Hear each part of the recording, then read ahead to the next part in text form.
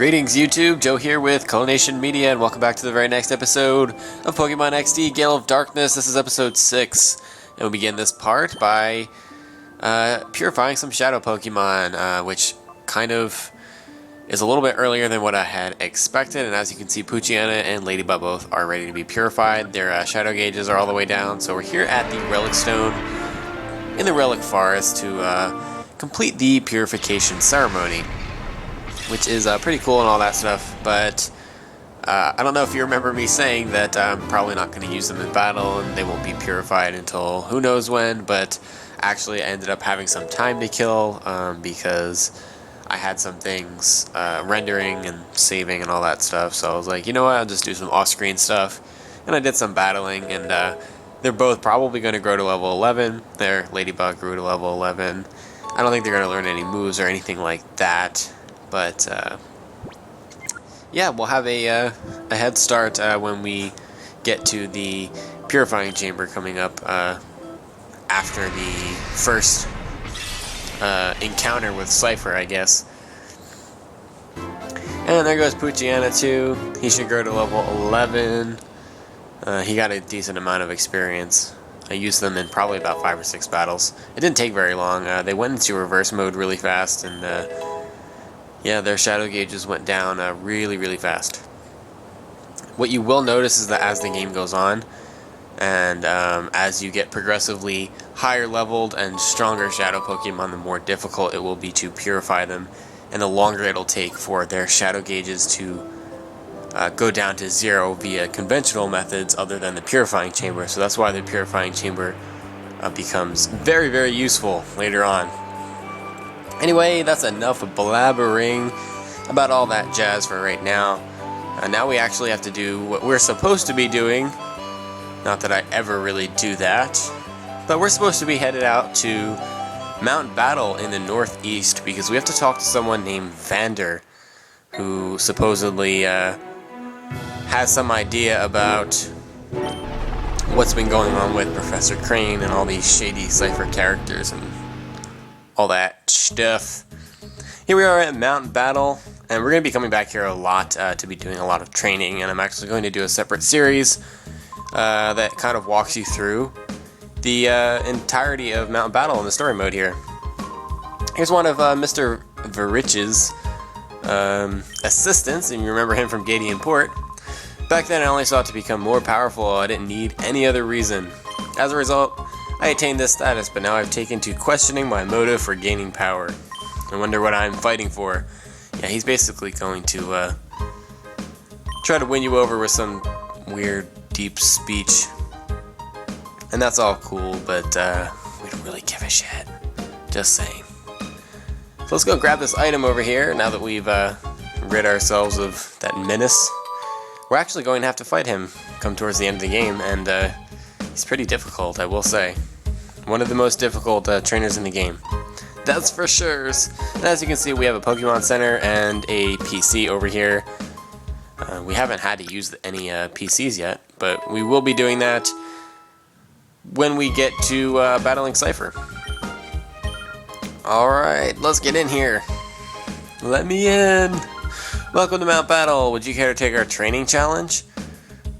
You battle until you get knocked out. I want to knock you out, lady. Unfortunately, we're not open to the public right now. The facilities are closed for training novice trainers. Okay, so she's just going to let us in anyway because we know Vander. You know, we got connections, we got people. You know how that goes. That's how we do. If you're in a hurry, you may enter through here. Well, no shit. I knew that I was going to be able to go through here. Whatevs.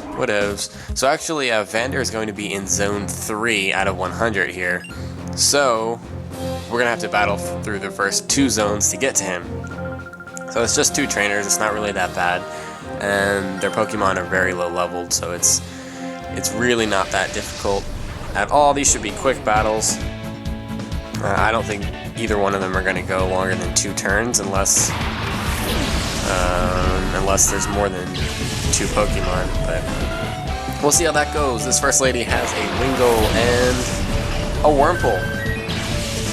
And as you know, Wingull has lower physical defense, So we're going to go for the bite on Wurmple, and we're going to use return on Wingull, and that should take care of both of them. Goodbye, Wurmple. Oh yeah, we get experience too. Sweet. We're actually going to get money from these battles as well, which is unusual because you don't normally get money rewards from Mount Battle battles. But this time you will because it's part of the storyline. And Wingull actually didn't die from that, which kind of sucks. But we'll be able to use Tackle and get rid of him in one hit. Goodbye. Or actually, it's a couple things I wanted to address while we're going through these battles because these battles are kind of boring and pointless, so I might as well talk to you about other stuff. Anyway, what I wanted to talk to you about was how we're going to be running this this little walkthrough type thing. Let's play, whatever you want to call it. I'm not going to be cutting out battles. I've seen a lot of videos of this game, and I did a lot of research before I even started doing games on YouTube, you know, over a year ago. But yeah, a lot of the Let's Players and the commentary people, they like to cut out battles because it's very time consuming and it's kind of boring and not as exciting and all that stuff. I'm not going to do that because I personally don't believe in that, so I'd rather have it be a little bit more boring. But I figured if you're watching this, the chances are you're watching it to see my progression through the game, or you're watching it to see how to beat certain sections of the game. So I want to make sure that I show everything. This is supposed to be a 100% completion, or close to it. So I'm going to show as many things as I can, and it's mostly about, you know, me sharing my knowledge of the game and how I play through the game and all that stuff, and just sharing it with you guys. So I don't want to skimp out on that, and I feel like cutting out battles and cutting a whole bunch of stuff out would be selling it short a little bit. And I absolutely love this game, so cutting stuff out just doesn't make sense to me. And not that there's anything wrong with doing it. A lot of the game commentary people and personalities on YouTube and stuff are much better than me and have cut stuff out, but that's just not how I'm going to do it. But anyway, I just wanted to throw that out there because I have gotten questions about that, and I wanted to make sure that I address that for everyone, just to make that clear.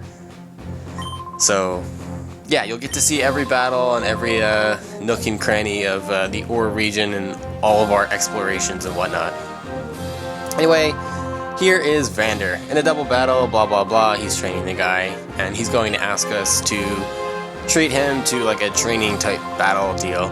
And he has, I think, a Doduo and a Spoink, and we just have to battle him and beat him, and then he's going to reveal the location of where Professor Krane was taken, and then we can head out over there.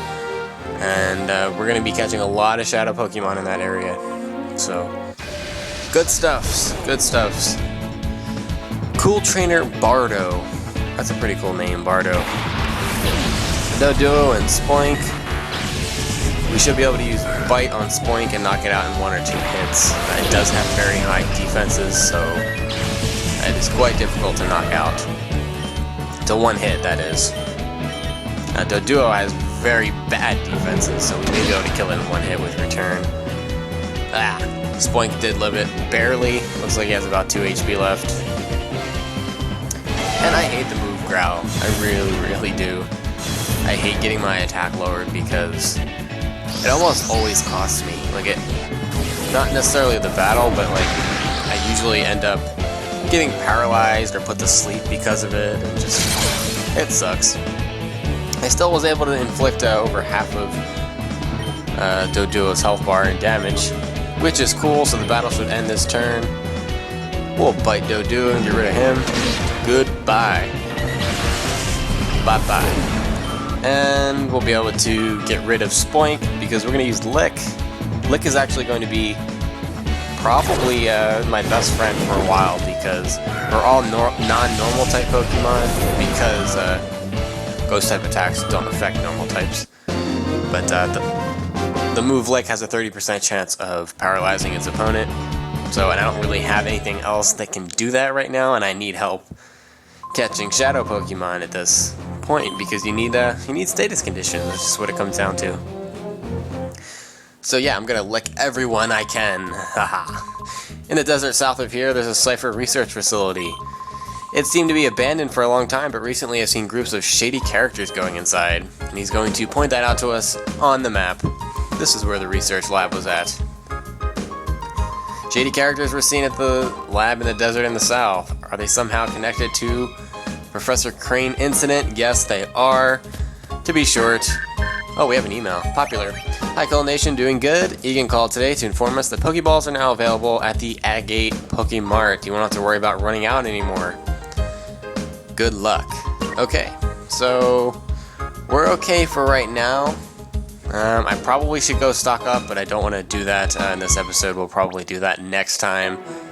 And if you buy them in whatever packs of 10 or more, there we go.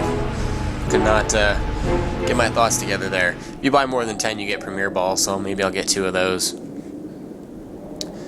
There's that crazy-looking hover car van thingy that Professor Krane was abducted in, so we know we're at the right place. And if you played Pokemon Coliseum, you recognize this place very well. Oh look, it's the Rainbow Brothers, the Power Rangers. We are sextuplets. We are. We strike terror throughout the land, for we are the Hexagon Brothers. Sound off. These guys are such dweebs. 1, 2, 3, 4. You're gonna be one short, my friends. 5. Ah, flaw. Wait, 5? That's it? 5? Aren't we missing someone?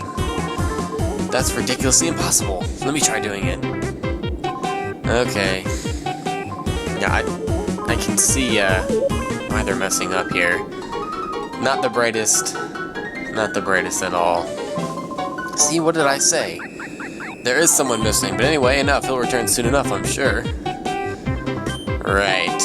You guys are fucking weird. Brothers, lock and load on this suspicious kid. That makes sense. Hey, you brat. This is no kiddie playground. We've been away a while, but this here real estate's belonged to Cypher for many a year. If you don't quit scurrying about, we'll have to tell your mommy. Oh, anything but that. God forbid. If you don't want that to happen, run along. Yeah, not gonna do that. Actually, we do have to battle all 6 of them. You don't actually have to, but they all have Shadow Pokemon, so you don't want to miss out on that. So I'm gonna do that before we head into the lab and start exploring. Just because that's what I feel like doing. I feel like that makes sense. Anyway, that's going to be it for this episode, guys. In the next episode, we're going to take on the Hexagon Brothers and catch us some Shadow Pokemon. Woohoo! Thanks for watching, guys, and stay tuned for part 7. Game on!